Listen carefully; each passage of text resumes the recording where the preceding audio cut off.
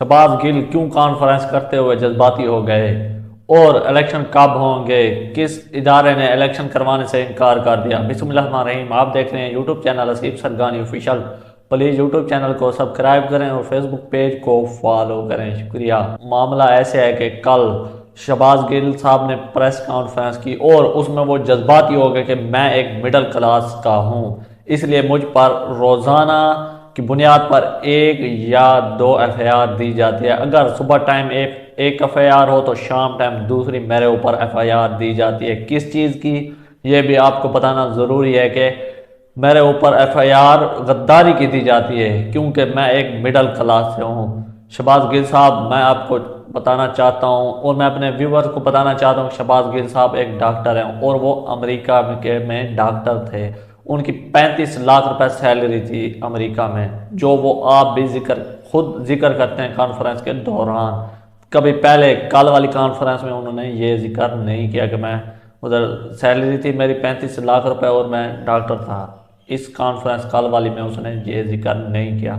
जो 35 लाख रुपए तनख्वाह लेता है, क्या वो मिडिल क्लास हो सकता है? और जो अमेरिका में शिफ्ट हो जाए, और वो क्या मिडिल क्लास अमेरिका में शिफ्ट होता है शहबाज गिल साहब? और मैं आपको ये भी बताता चलूँ कि जब पीटीआई की हुकूमत थी तो शहबाज गिल साहब क्या कहते थे, किसी भी नून लीग के रहनुमा को गिरफ्तार किया जाता या पीपल पार्टी या और कोई भी पार्टी का रहनुमा हो तो शहबाज गिल साहब कहते हैं कि इन पर तो रंदा फेरे। शहबाज गिल साहब, वो वक्त भी आप याद रखें। आपने तो हर मुस्लिम लीग नून के लीडर के जहां वो कहते उन जगह पर आपने कैमरे लगवाए और खुद निगरानी करते हो उन कैमरों की, कहीं इनको छोड़ तो नहीं दिया गया, कहीं इनको रेस्ट तो नहीं दिया जा रहा, कहीं इनको कोई अच्छी सहूलियात तो नहीं दी जा रही। वो आप खुद हैंडल करते और जो वो उस थाने का या उस जेल का इंचार्ज होता, वहाँ आपका एक बंदा बैठा रहता है।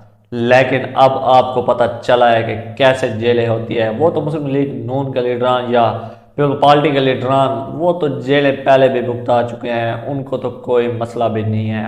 अब आपको मसला बन रहा है कि जैसे आप पर रोजाना के एक गद्दारी की एफआईआर होती है, जब वो मुस्लिम लीग नून या पीपल पार्टी का कोई भी लीडर बात करता तो आप कहते ये तो सबसे बड़े गद्दार हैं, उनको आप गद्दार का सर्टिफिकेट दे देते हैं। जब आपका दिल करता उस टाइम तो आपको नहीं इल्म था कि हमने हुकूमत से उतरना भी है, हमने अपोजिशन में भी जाना है। और अब जो मुस्लिम लीग नून के अपोजिशन में थे, जो हम इनके साथ हाल कर रहे हैं, ये हमारे साथ भी हाल होगा। अब आपके साथ वही हो रहा है, मखवात अमल। अब आप बर्दाश्त करें। आप अमेरिका भी नहीं जा सकते क्योंकि आपका नाम ईसीएल में और आपका पासपोर्ट भी अदालत में है। और आ जाते हैं इलेक्शन पर के केपीके और पंजाब में क्या इलेक्शन हो रहे हैं या नहीं। इसके बाद देखते हैं कि इलेक्शन कमीशन ने सिक्योरिटी के लिए मुख्तलिफ इदारों को ख़त लिखा और उन्होंने फ़ंड के लिए वज़ीर ख़जाना इसाक डार साहब को ख़त लिखा, जिसके बाद इसाक डार साहब ने कहा मुआशी हालत बिल्कुल नाजुक है और मुल्क डिफ़ाल्ट होने की तरफ जा रहा है, हम मुल्क बचाने के लिए लगे हुए हैं, आप इलेक्शन के लिए लिहाजा हमारे पास कोई फंड नहीं है। उन्होंने भी इलेक्शन कमीशन की दरख्वास्त रिजेक्ट कर दी, जिसके बाद इलेक्शन कमीशन ने दूसरी या तीसरी दरख्वास्त दी अपने वो आईजी पंजाब और आईजी केपीके के आप सिक्योरिटी दें इलेक्शन के लिए। तो उन्होंने कहा कि हम तो ऑपरेशन कर रहे हैं दहशतगर्दों के खिलाफ, पाकिस्तान में इस टाइम दहशतगर्दी अरूज पर है, हम उनके लिए वो सिक्योरिटी फराहम कर रहे हैं और हमारे ऑपरेशन है, हम आपको कैसे दें वो सिक्योरिटी इलेक्शन कमीशन के लिए, वो आप इलेक्शन करवाएं, आप आपको कैसे इलेक्शन के लिए सिक्योरिटी दें। इसके लिए उन्होंने माजरत कर ली केपीके और पंजाब के आईजी दोनों ने।